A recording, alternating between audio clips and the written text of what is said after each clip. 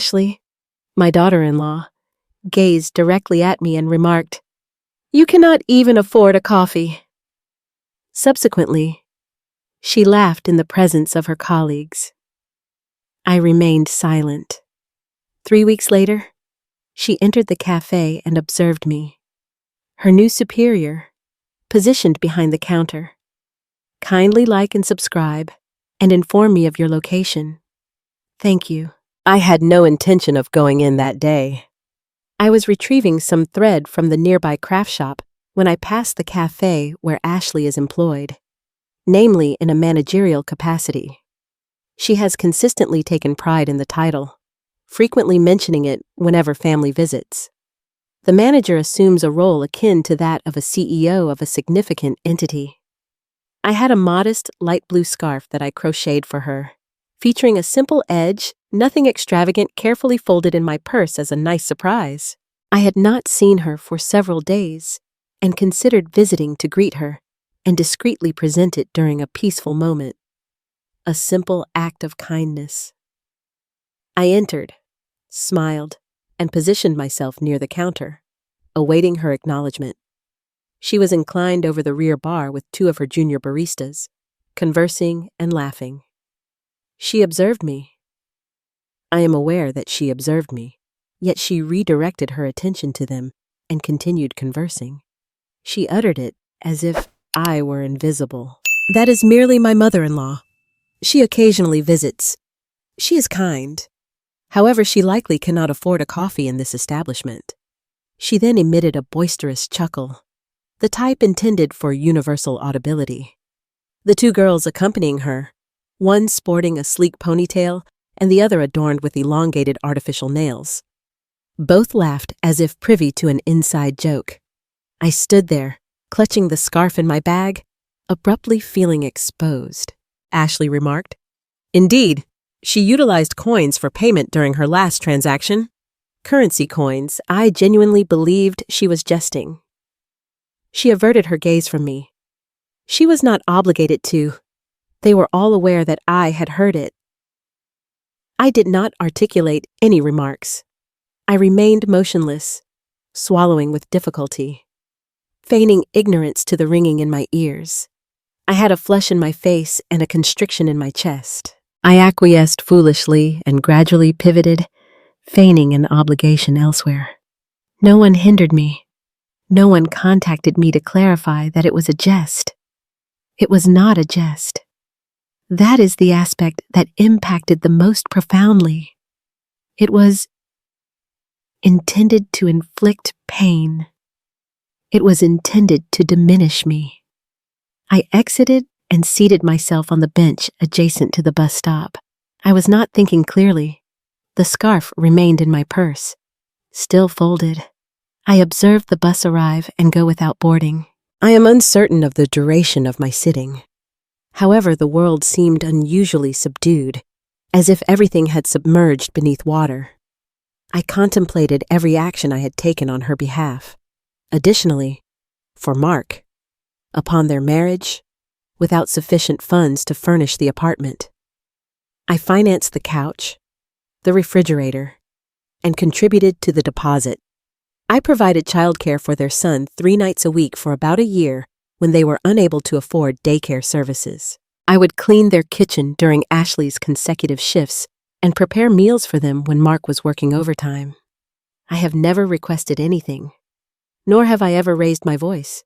In her perception, I was merely a destitute elderly woman incapable of affording coffee, a target for ridicule to amuse her fashionable companions. Moreover, she felt enough secure to do so while donning a name tag that identified her as manager. That is how I discerned she believed there would be no repercussions. That is how I discerned that Mark would not advocate for me. If he had, she would not have been emboldened to humiliate me in such a manner. I departed for home in silence.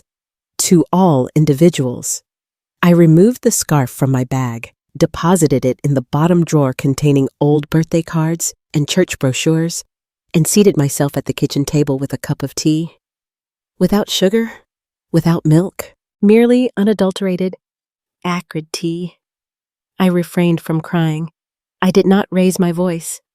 However, something within me settled into a state of tranquility that I had not experienced in years. Not melancholy, not ire, an exceptionally incisive and clear decision. I was finished being the subject of ridicule.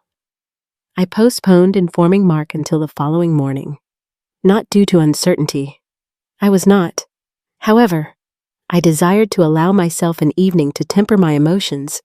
I believed I can awaken with diminished sensitivity over the matter, feeling less humiliated. I did not. I seldom obtained any sleep. Upon finally taking a seat opposite him in the kitchen, I felt no anger, merely fatigued. "Mark," I stated, as calmly as could. "I visited the cafe yesterday. Ashley humiliated me before the other employees. She remarked that I could not afford coffee, then chuckled as if I were not present. He did not even glance. Initially elevated, he was manipulating his phone, and for a moment, I suspected he might not have heard me, so I repeated myself, verbatim. At that moment, he exhaled deeply and reclined in his chair. He regarded me with a look as if I had misplaced a banknote in his lap. "Mother," he stated, "proceed." I am confident she did not intend it in that manner. I closed and opened my eyes rapidly. "Mark." I was positioned directly there. She articulated it audibly for the entire front line to perceive. She chuckled. He nonchalantly shrugged his shoulders. I observed it transpiring. Instantaneously. The moment he chose to avoid addressing it. Ashley frequently makes jokes of that nature. It is her sense of humor. "You are overly sensitive." At that moment, Ashley entered. Coffee in one hand, phone in the other. Not even feigning confusion. "Is there an issue?" she inquired, placing her cup down with a bang that amplified the silence. Mark surveyed her, then me, then her once more, as if deliberating which tempest to evade. I remained silent. I sought to obtain her perspective on the matter. She met expectations. "Your mother misinterpreted," stating this without making eye contact with me. I did not state. She lacked the financial means to purchase coffee. I stated that she typically does not place any orders during her visits. The girls inquired if she desired anything. That was falsehood, not even an astute one. Mark directed his gaze on her, then returned it to me. It was evident that he harbored doubts about her credibility. Although he was reluctant to pursue the matter further, he suggested it might have been merely a matter of unfortunate timing. Let us refrain from making it a matter of significance. At that moment, I realized he would not support me. Not particularly. He may have been fatigued. Perhaps he was reluctant to engage in conflict with his spouse. However, the youngster I nurtured, the guy I assisted in developing from the ground up, had concluded that I was the impediment in the room, not the woman who degraded me. This occurrence was not isolated. His gaze upon Ashley when she spoke was telling. She established the emotional expectations for him. She encircled his arm and remarked, "Your mother is overly serious. Her sensitivity is not my responsibility." She stated that with an impassive expression, as if I had not been the one caring for their infant during extended shifts or preparing meals when their refrigerator was empty. And he permitted her. He did not state. "That is inappropriate." He did not state. "Apologize." He only massaged his temples and inquired, "Can we refrain from this at the moment?" I remained seated for some seconds before acquiescing with a nod. "Certainly," I affirmed. "We need not proceed with this at the present moment." I rose and approached the sink, rinsed my mug, and delicately positioned it in the rack. Throughout the entire duration, neither party uttered a single word. I did not anticipate an apology from Ashley, not particularly. However, I anticipated that Mark would recognize the insignificance that occasion instilled in me. Instead, he opted for the road of minimal resistance. He selected her. I understand that he did not intend to cause me harm. That is the aspect that causes the most pain. He likely believed he was maintaining neutrality and preserving harmony. However, when a loved one permits another individual to disrespect you and subsequently advises you to overlook it, it does not constitute peace. It is a gradual betrayal. I departed their residence at midday and walked home in the cold without wearing my gloves. Not because of a desire for self-punishment, but because I required a sensation more distinct than the turmoil within my chest. I refrained from crying. I refrained from screaming. I have just walked. Silent, concentrated. I was attempting to detach from the aspect of myself that still anticipated kindness. I was aware that Ashley harbored a dislike for me. I had observed the furtive looks, the subtle remarks, and her attempts to eclipse me in every discussion. However, that morning, in my son's kitchen, I recognized that she was not only irritated with me, she felt threatened by Mark's continued affection for me. She sought to dismantle that connection incrementally until I became mere background noise in their existence. What about Mark? He permitted her. That constituted the genuine injury. That was the moment I ceased anticipating their return. I was uncertain about my subsequent actions. Not precisely. However, I was certain of one thing. If respect were no longer to be freely given, I would have to procure it in an undeniable manner. They discuss me as if I have perpetually shown this behavior. I felt as though I was born with tattered sweaters and discount vouchers in my handbag, an unassuming elderly woman lacking comprehension of mobile devices, who purchases her footwear from discount sections. However, I was not perpetually impoverished.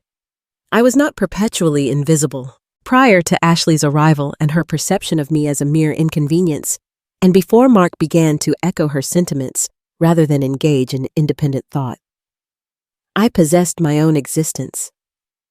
I had a modest gift business in the town for 8 years.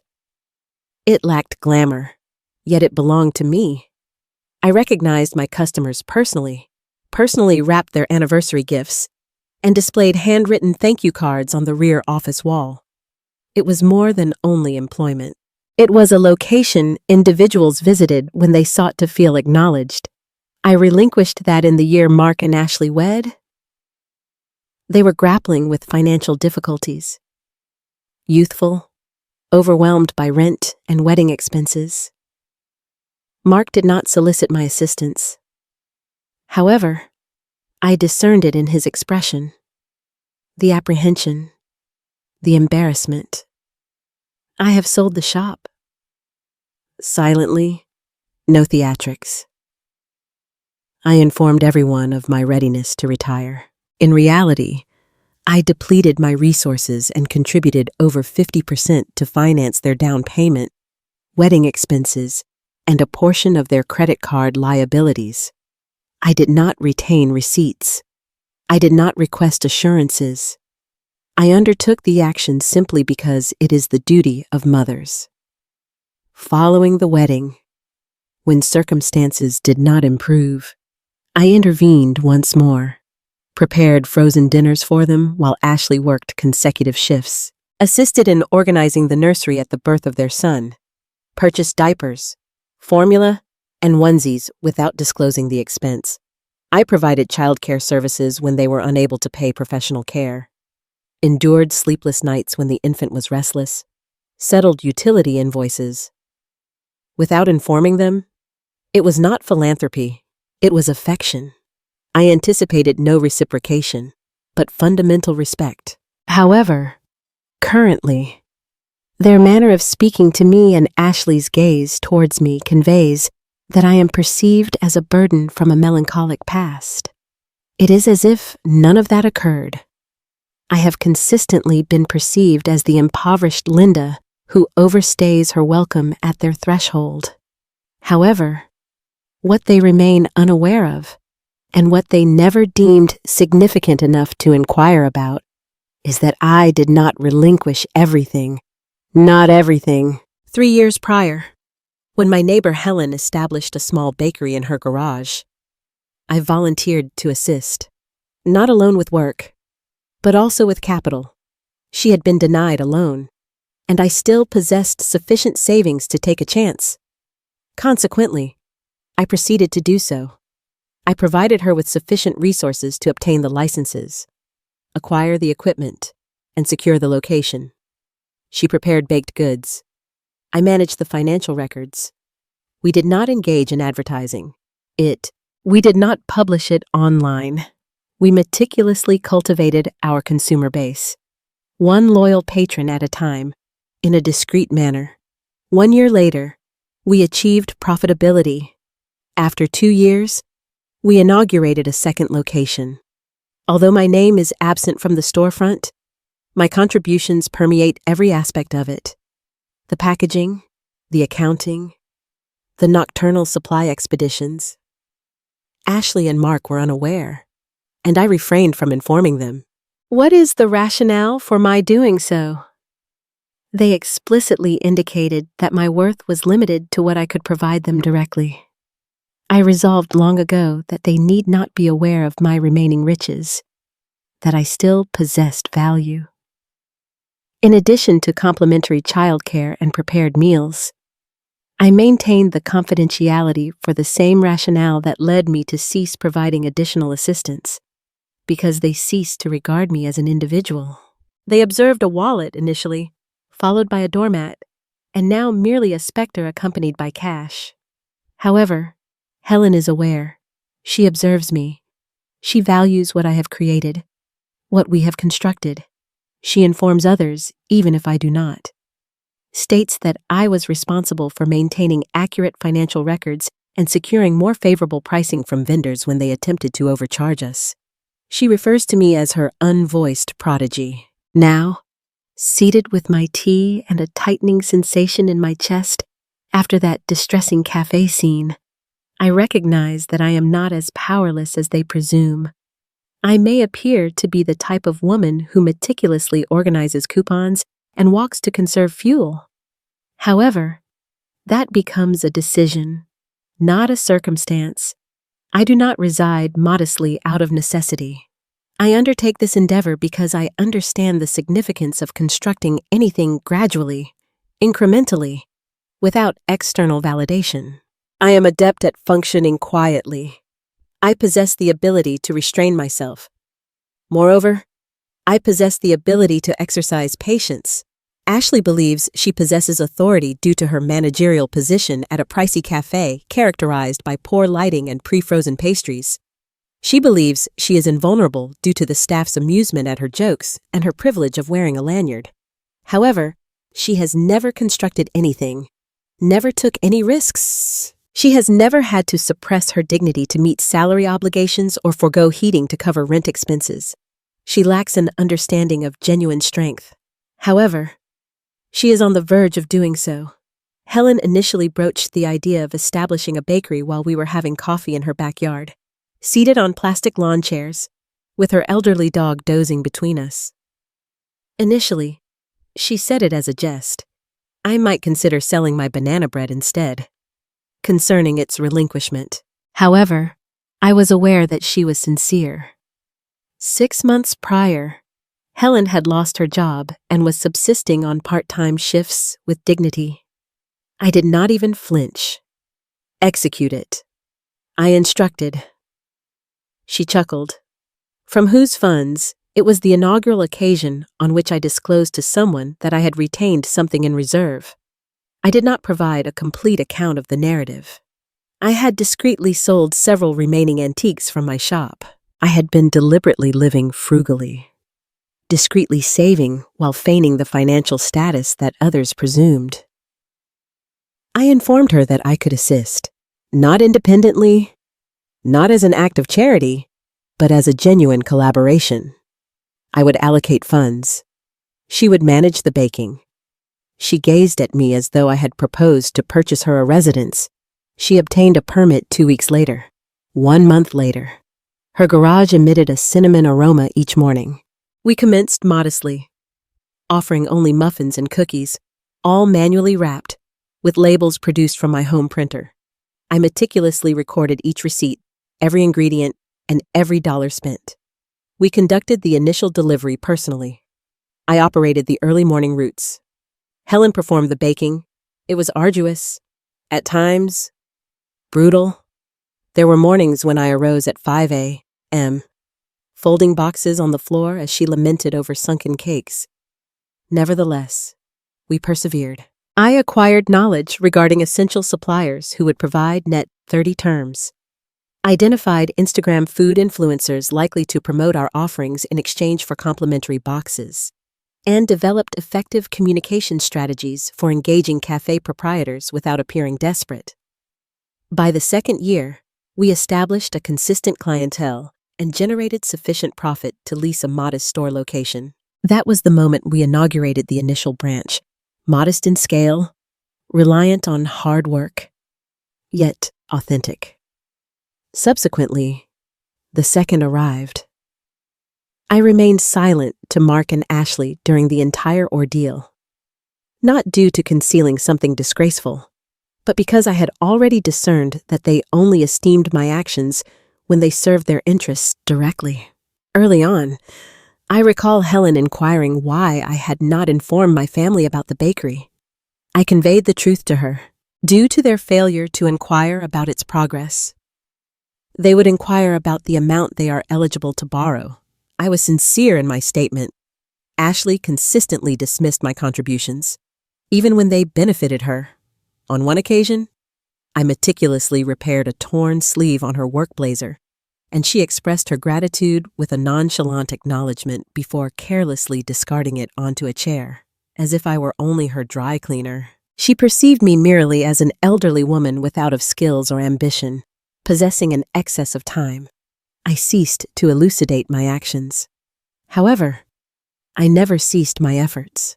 As the firm expanded, I increasingly began to regain my sense of self, not Mark's mother or Ashley's caregiver, but Linda, a woman adept at constructing enduring creations.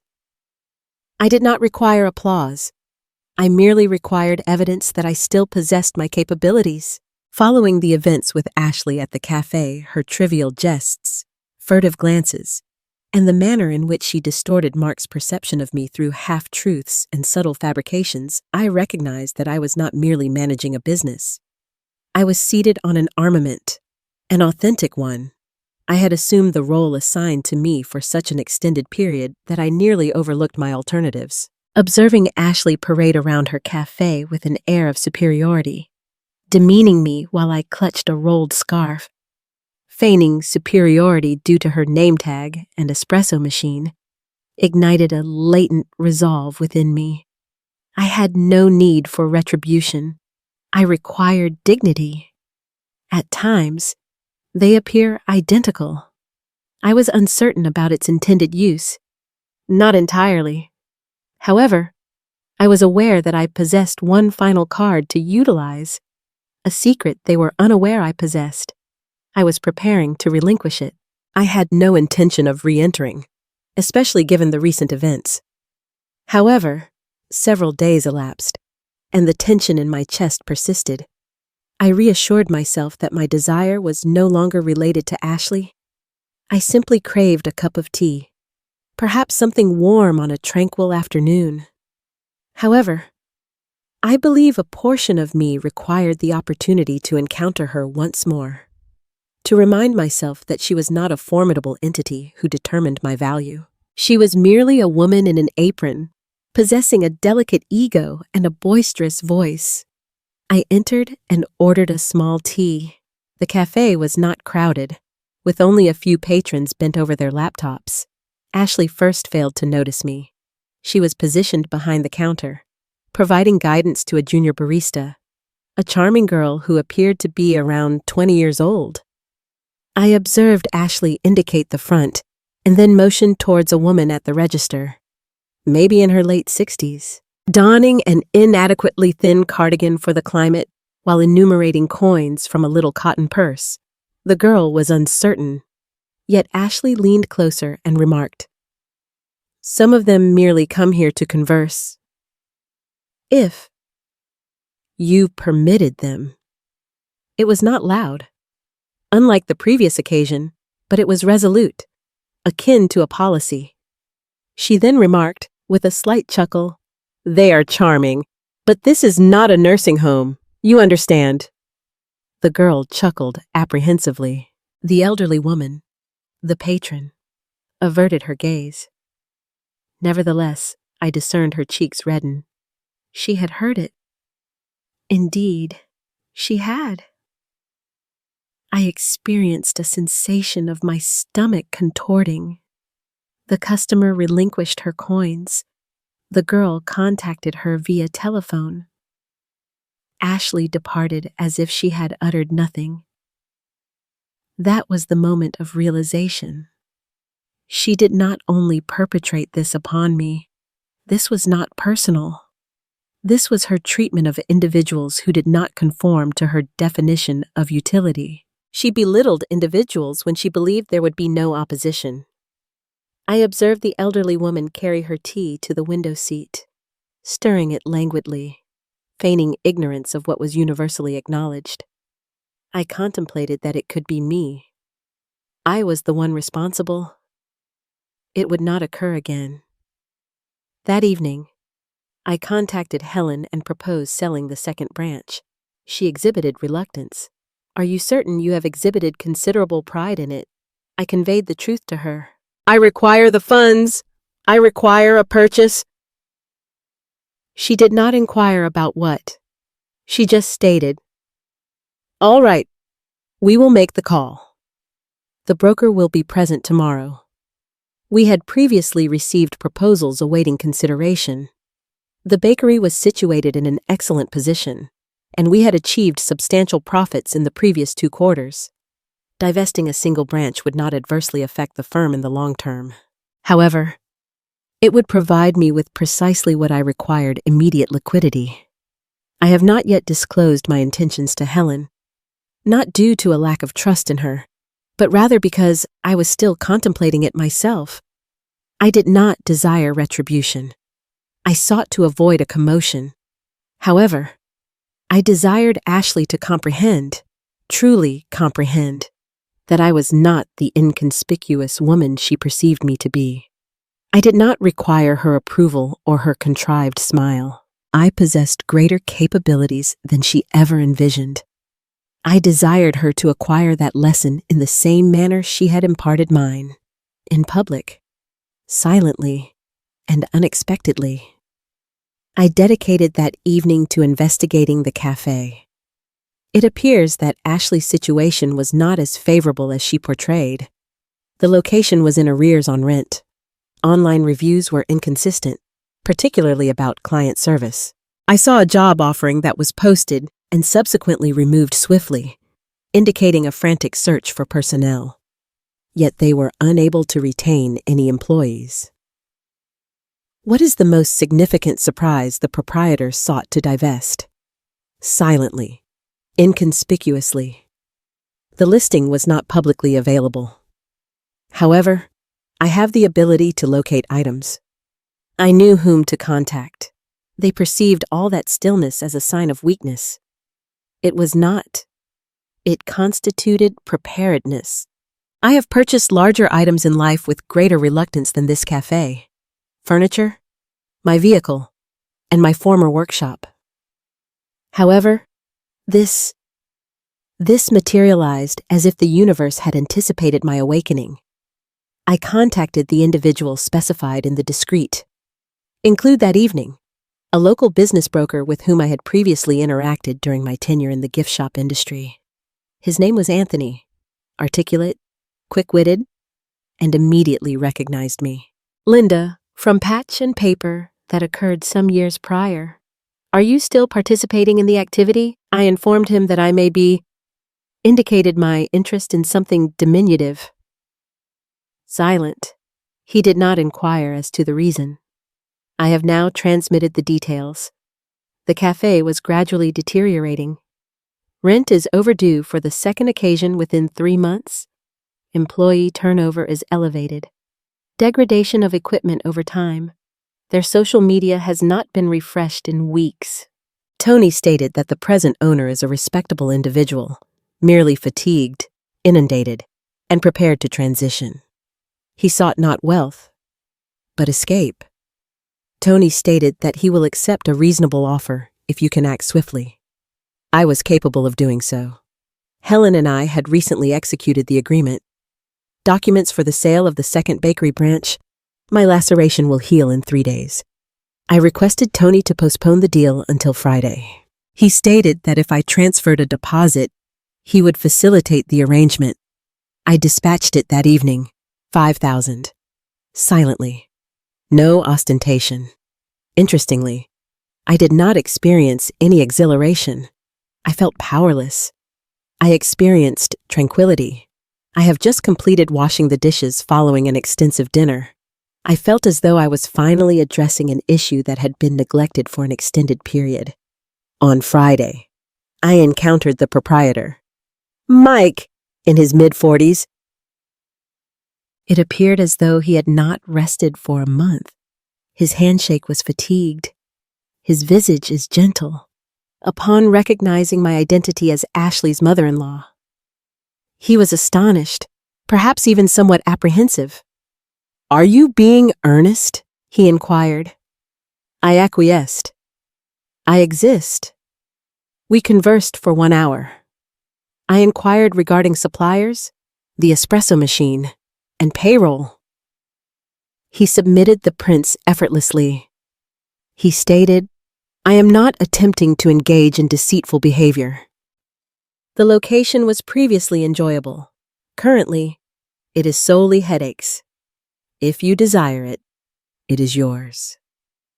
I will also give my customer list and the remaining inventory. I did not desire the cafe itself. Not particularly. It was the role, the proprietorship, the capacity to enter and declare. I am no longer inquiring. I executed the documents that afternoon. The funds have been processed. I have obtained the keys. The transfer is set on Monday morning. As soon as the ink dried, I exited with the keys in hand, my hand and a paper folder concealed beneath my coat. I did not inform Mark. I did not inform Ashley. I disclosed the information just to Helen. Upon her inquiry on my feelings, I conveyed the truth. Precisely what I ought to have felt 2 decades ago. She grinned, nodded, and remarked, "Do not forget to wear something sharp on Monday."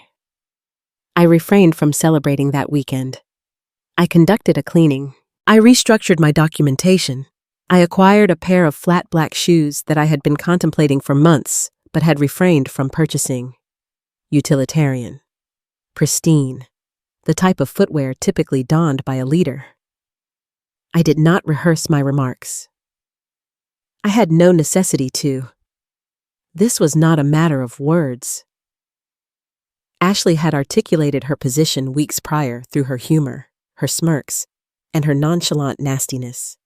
It was now my opportunity to present my own. Not audible. Neat. Merely conclusive. She would enter on Monday, believing the day belonged to her. Subsequently, she would observe me. That would suffice. Monday morning arrived without incident. I rose early and leisurely prepared myself. Unremarkable, a pristine navy cardigan, tailored trousers, and the new black shoes. I secured my hair and prepared a modest meal as if it were an ordinary day. It was not. I arrived at the cafe 15 minutes prior to its opening. Mike was present to deliver the final documents and guide me through the essential systems. He appeared more relieved than anything, as if he was pleased to never encounter another schedule spreadsheet again. He provided a final briefing, tapped the counter, and remarked, "Good luck, Linda. I believe you will astonish several individuals." He departed. I remained solitary behind the counter for a minute, simply inhaling. The illumination remained dim. The cafe appeared diminished in size. I arranged several stools, cleaned the register area, and inspected the supply shelf.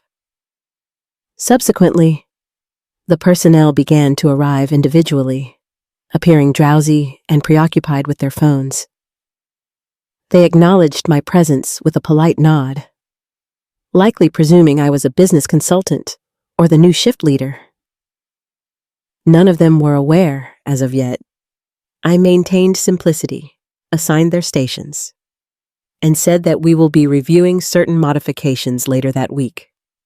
All of them progressed. At precisely 8:12 a.m.,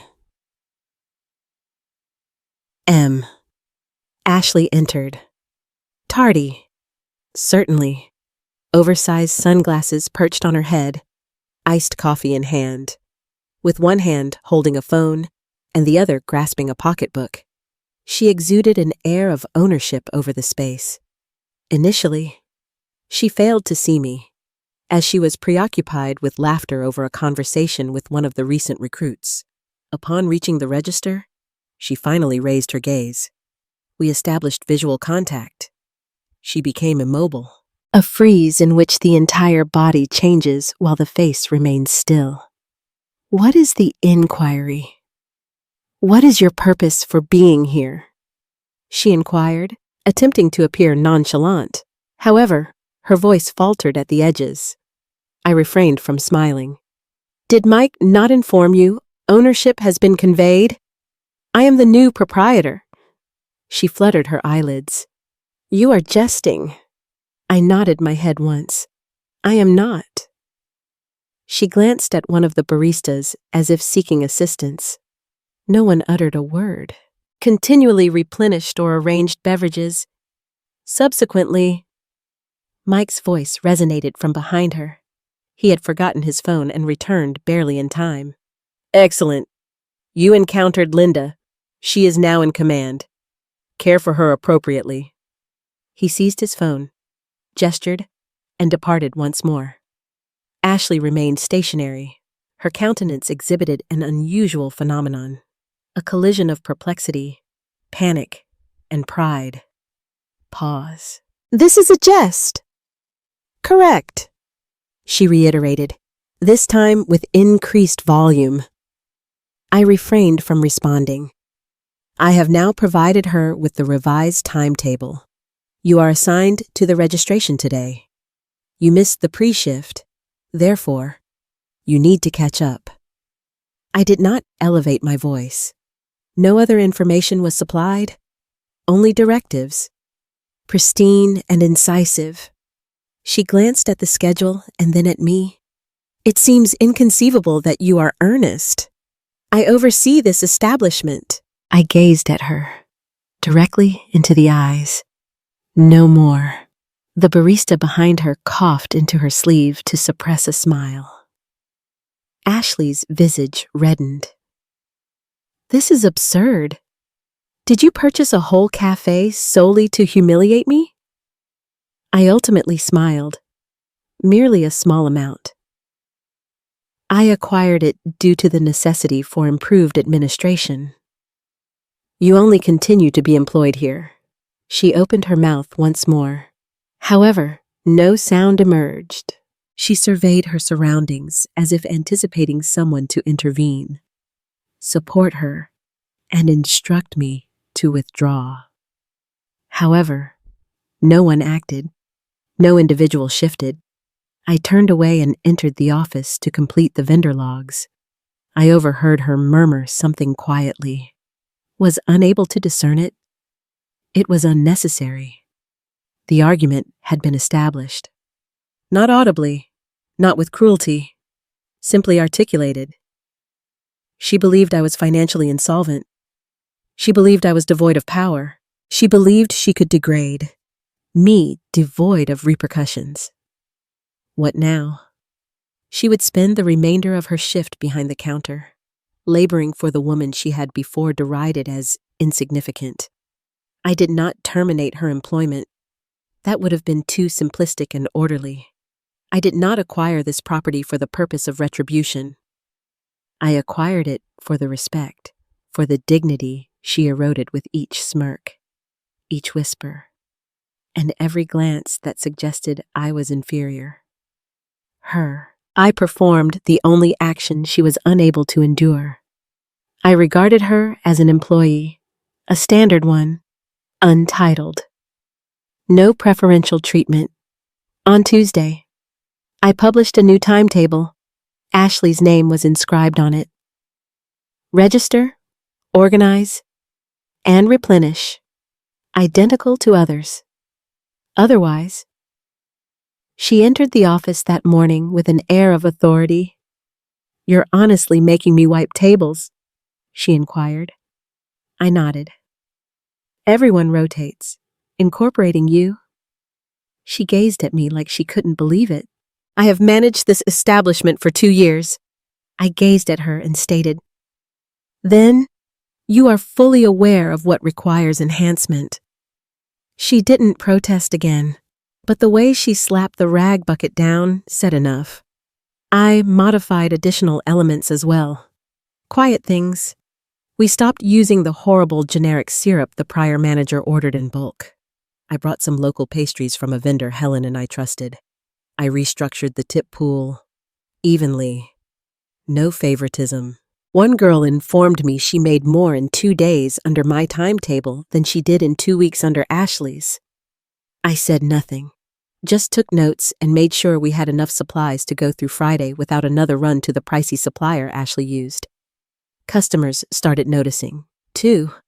One man told me, "The place feels different, calmer, like someone genuinely cares." I thanked him and went back to wiping down the pastry case. Ashley saw the shift happening. She sensed it. You could see it in her stance, the way her shoulders stayed up. Yet her words got clipped. Her buddies on work stopped laughing at her stories. Some of them even stayed after hours to ask how I'd made the area more efficient. I shared what I could. I didn't gloat. I didn't push. I simply worked. The same way I always had. Quietly, steadily, thoroughly.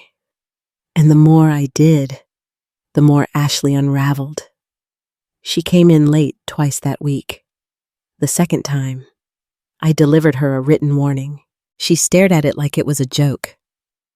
"You're joking, right?" I negated with a shake of my head.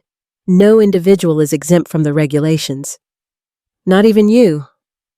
She folded the paper and shoved it into her purse as if it were contaminated.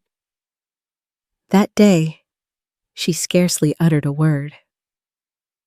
I found that acceptable. I was not present to administer punishment to her. I was present to operate a business. I had inherited her chaos, the chaotic ordering scheme, the inadequate inventory management, the disordered training arrangement. I was in the process of tidying it up. Employee turnover decreased within a matter of days. Customers have returned. A pair even deposited a gratuity directly into the jar bearing my name, expressing their satisfaction with my leadership. Ashley perceived that remark. I observed her recoil. However, she remained silent. I observed her one evening gazing at the schedule board long after all others had departed. Her name was positioned between shifts with the new part-time employees she employed. To disregard, I remained positioned behind her momentarily, anticipating her potential turn. She did not. She remained stationary, her jaw clenched and fingers twitching at her side. I remained silent. I just passed by, deactivated the front lights, and secured the door behind me. That constituted the updated balance. She was employed. I directed. The world did not conclude. The environment has become more tranquil.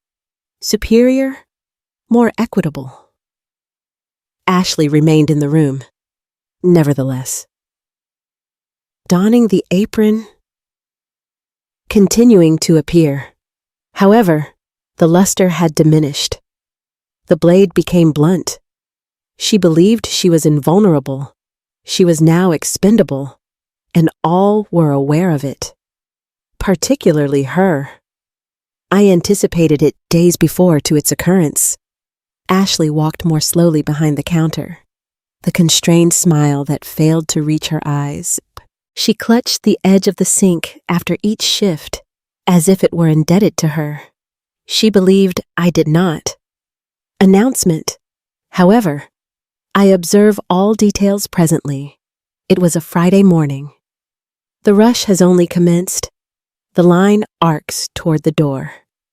She was working at the bar that day, her most disliked role, already agitated by a complex order from a bunch of college students. She spilled steamed milk on the counter and subsequently overturned a cup of ice while attempting to clean it. I proposed to replace her, instructed her to inhale deeply. She retorted, "I do not require your assistance."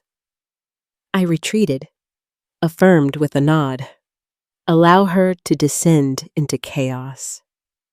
10 minutes later, the point-of-sale system became unresponsive, and she was unable to restart it. One of the new females composedly intervened and rectified the situation. No theatrics. That was the moment Ashley became unhinged. Directly before the assembled audience. Clients, personnel, a woman recording a coffee vlog by the window. She discarded the rag, struck the steam wand forcefully, and directed their attention towards me. "You acquired this property solely to demean me," she vociferated. All heads in the cafe turned. The queue ceased to progress. I remained unresponsive. I only gazed at her and stated, "Lower your vocal expression." She did not. "Do not instruct me on my actions. You have been orchestrating my downfall from the very beginning. You reduced my rank. You assigned me to cleanup duties. You behave as though I am an ignorant adolescent." She was trembling. Her voice faltered. Her eyes appeared watery, overflowing with this untamed, misdirected fury. I was able to perceive it. This extended beyond the cafe. This pertained to the relinquishment of control, declining status, experiencing the loss of the identity she believed to be stable. "You despise me," she emitted a hiss. "You have consistently done so." A customer murmured to her companion, "Is this authentic?" Another individual was documenting. The phone was positioned slightly lower to feign nonchalance. Ashley observed it. At that moment, her expression transformed. Panic assailing her with full intensity. She retreated from the counter as if she had abruptly awakened in an erroneous dream. She muttered something on the necessity of a respite and vanished into the rear room. No one pursued. I did not contact her afterwards. I recently positioned myself behind the register and completed the subsequent 3 orders alone. We continued to advance. A reputable establishment performs such actions.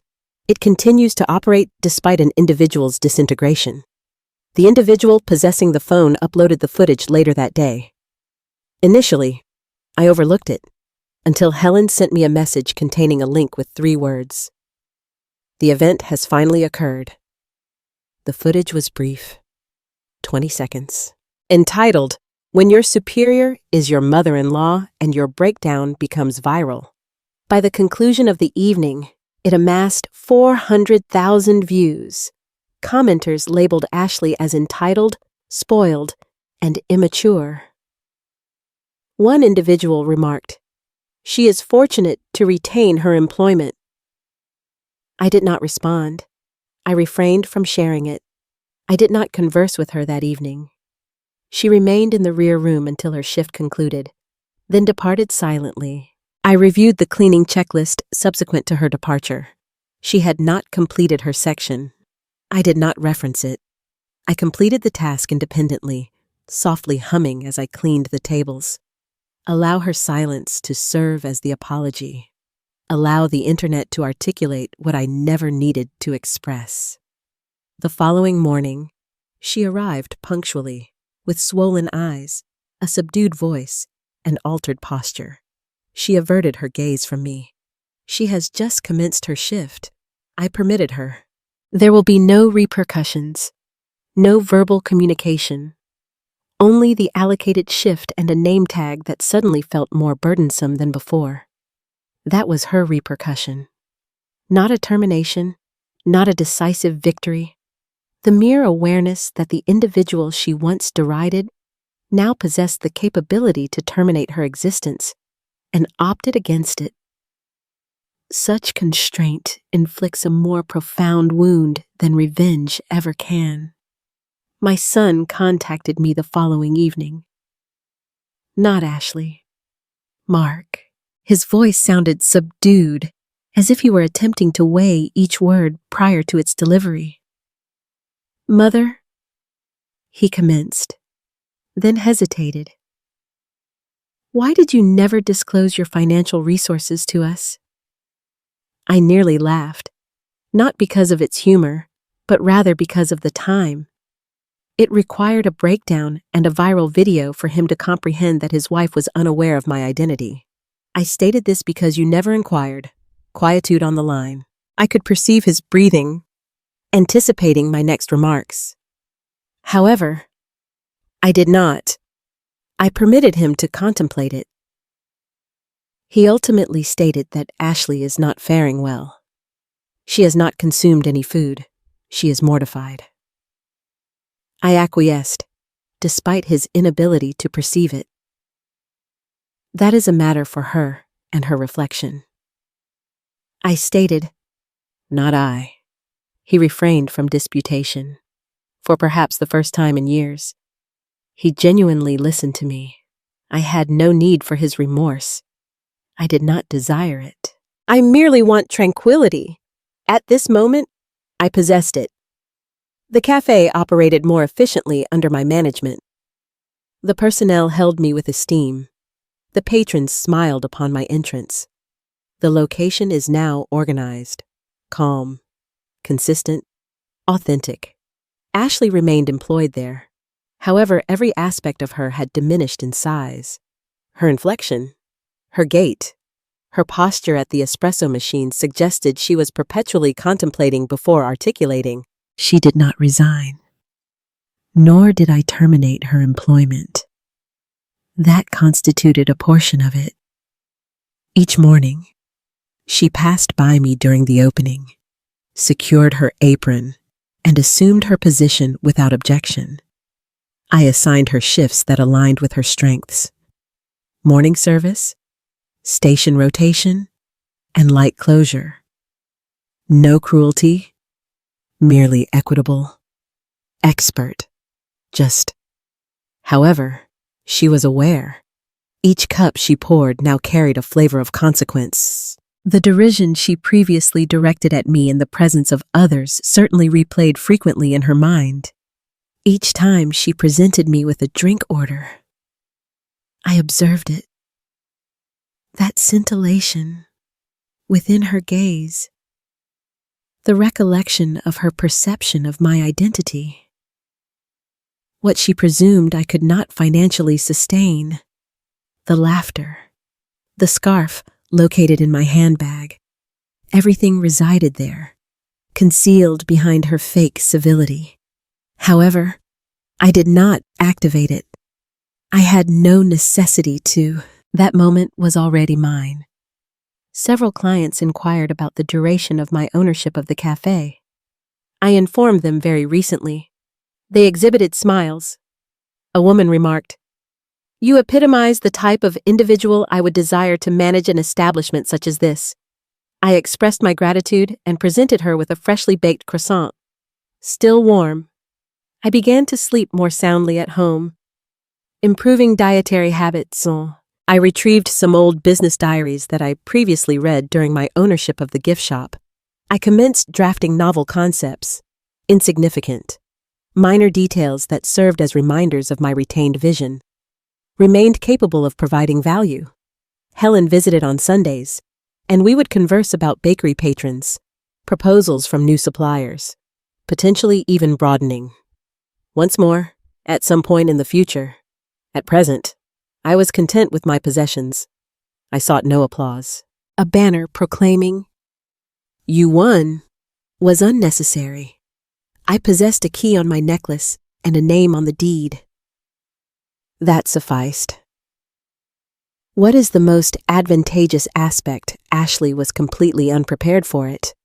That has consistently been the fundamental lesson. I was not impoverished. I was not feeble. I remained silent. The sole reason she was able to mock me was that I allowed her to interpret my quiet as capitulation. It did not. It signified strategy. Now, with each shift, she reports for duty in a cafe operated by the lady she once deemed inferior. That does not constitute retribution. That constitutes justice. That concludes today's discussion. What actions would you have taken if you were in her position? Please share your ideas in the comments section. I appreciate reading your thoughts. If this narrative resonated with you, consider viewing these videos as well. They are not to be overlooked.